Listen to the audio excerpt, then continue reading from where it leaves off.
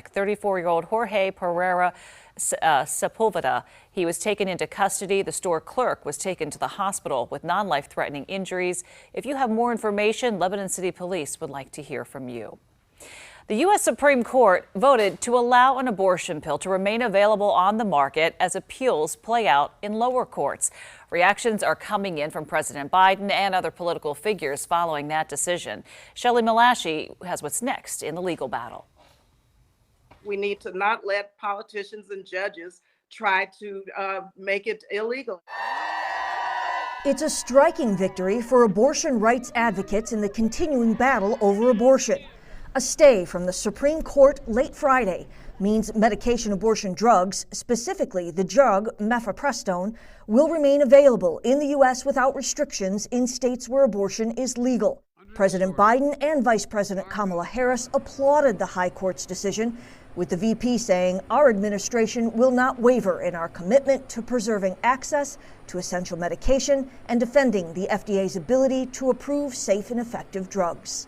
While their votes were not disclosed, Justice Clarence Thomas and Samuel Alito made their dissent public. CNN Supreme Court reporter Ariane DeVoe explained more on Alito's thinking. He said that he did not think that these patients would be harmed for now if the restrictions were left in place because the appeals process is going to continue. The case now goes back to the Fifth Circuit Federal Appeals Court with a 3-judge panel set to hold a hearing on May 17th and then issue a decision sometime after.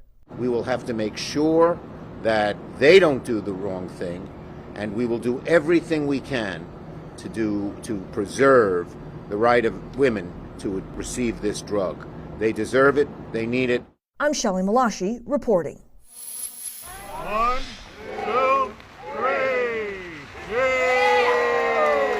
And there's the sign. Despite that rain coming down, it was a good time for those folks because the corners of 6th and Woodbine Streets and 6th and Forest Streets in Harrisburg now has a new name. Reverend Billy Gray Way is named after Reverend Dr. William Gray, who was a longtime youth director and swim instructor at the Camp Curtin and Forest Street YMCAs.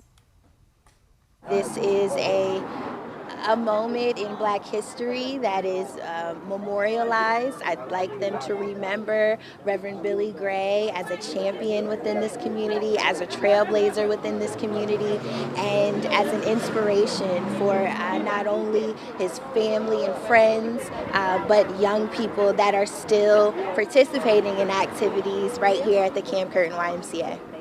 And Reverend Gray passed away in 2013. Hundreds of motorcyclists took to the streets of Harrisburg to support Veterans Outreach of Pennsylvania. This is the 717 Armory's 6th annual Spring Fling charity ride, all to support veterans facing homelessness. Offer one common cause, and that's just to help a veteran that none of us may even know. So when something like that can transpire in the community and we can come together, just look. You can't find this anywhere else today. And Veterans Outreach of Pennsylvania is close to breaking ground on 15 tiny homes in a community center for veterans.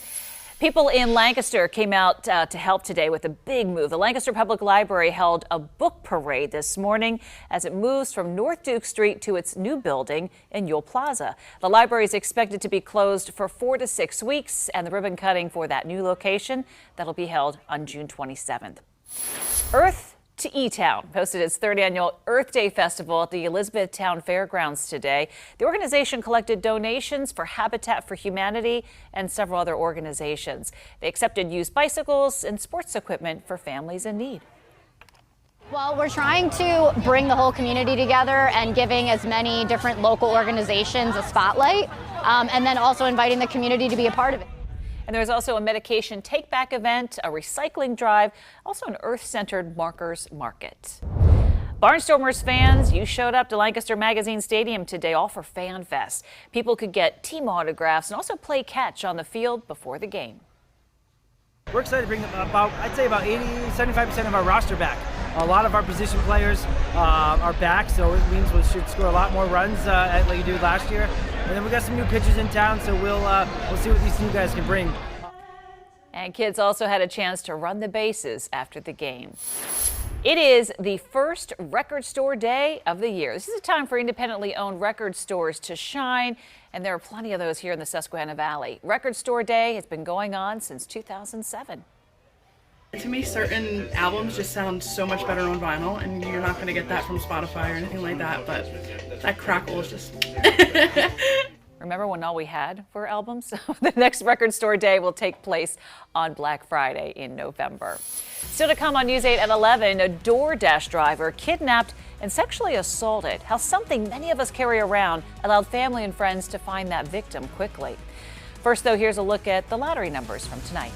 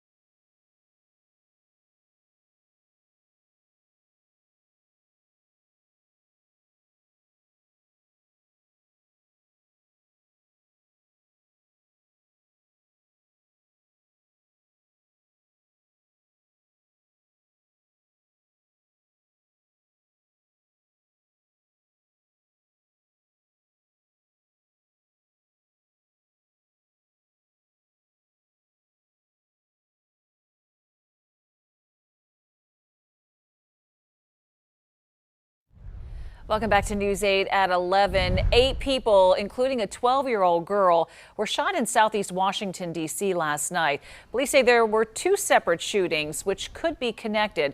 The first happened around 10 and left 7 men wounded. While at that scene, officers were called to a second shooting just a half-mile away. That's where the 12-year-old girl was found shot. Officials say none of those victims have life-threatening injuries. Police say a woman was kidnapped and sexually assaulted while delivering a DoorDash order earlier this week. Investigators say the woman was dropping off an order at a Residence Inn in Tampa, Florida. That's when police say a man held a gun to her face and demanded cash. From there, detectives say the suspect was forced the woman, at gunpoint to drive to the Ballera Lakes apartments where he raped her. At this point, this subject is very dangerous. This is a very heinous crime. He has not only traumatized this victim physically, but also psychologically. And this victim was on the phone with her girlfriend in her AirPods. The girlfriend had been tracking the victim's location on her phone the entire time. The victim's family was able to find her.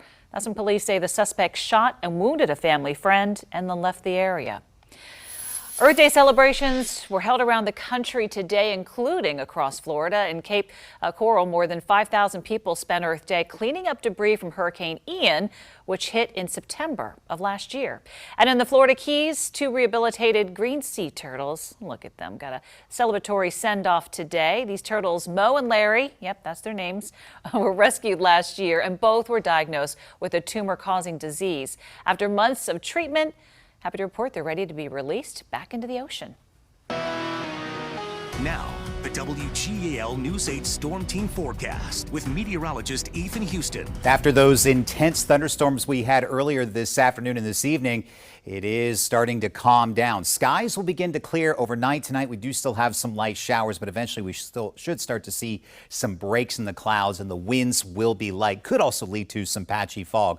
Cooler air is moving in. It'll be around for your Sunday. We'll start the day off with sunshine, but more clouds will be around. May see an isolated shower and some sprinkles tomorrow afternoon. And this unseasonable chill will be with us for most of next week. Starting to see some breaks in the clouds in the distance on our Lancaster Skycam, but it is still mild and damp. We're at 57 degrees with a gentle breeze out of the west at 6 miles per hour. Visibility is down to 7 miles. And again, you can see that patchy fog out there in some locations. Bulk of the rain has shifted off to our east, but for areas east of the river, we are still seeing some light rain and some periods of drizzle thanks to intense winds in the upper levels of the atmosphere building in from the south and pushing to the north. But you notice we're seeing more breaks in the clouds back over western Pennsylvania. That's what you can expect as we head through the night as that drier air pushes on in behind that passing cold front. But we have an upper level low that is spinning across the Great Lakes. That's what's going to allow for the clouds to move back in through the day tomorrow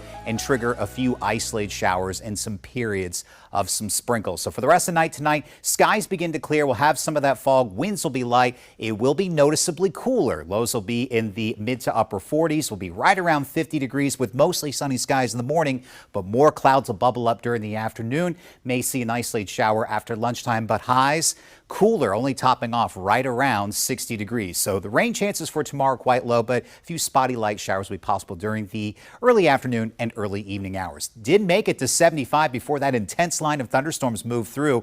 The good thing about today, we did see beneficial rain and it came down, picking up close to inch and a half rather, for the Harrisburg International Airport. More than 2 inches of rain fell at the Thomasville Airport in York County, a little over ½ an inch of rain in Lebanon, and close to 2/3 of an inch of rain in Lancaster. It was a blustery day. All those trees that came down across a large portion of the Susquehanna Valley and non-thunderstorm wind gusts close to 50 miles per hour in Harrisburg and also in Lancaster today. But the winds just light now, and they'll stay light through the night. Temperatures are